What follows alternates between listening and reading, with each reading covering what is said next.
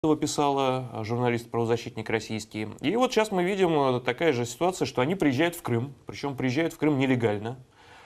Три участника группы Pussy Riot, две девушки, один молодой человек, двое из них, это было позавчера, приехали паромом. Паромом через Краснодарский край. Да, из Краснодарского края в Керчь, и одна прилетела самолетом из Москвы.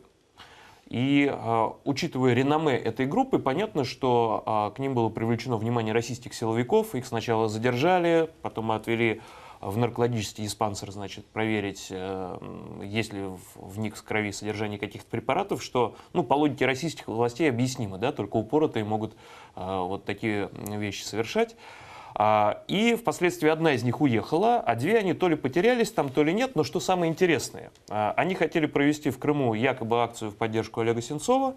Акцию они не провели, пиар они со всего этого получили, но при этом умудрились еще и, соответственно, нарушить законы Украины о пересечении государственной границы. И, насколько я знаю, всех их внесли в базу данных «Миротворец». То есть, фактически, в Украину им теперь Но путь тут даже закрыт. дело не в базе данных «Миротворца», а в законах Украины. Если ты был Безусловно. в Крыму, потому что вопрос, который задают всем, кто приезжает в Украину с российским паспортом, посещал ли ты незаконно Крым?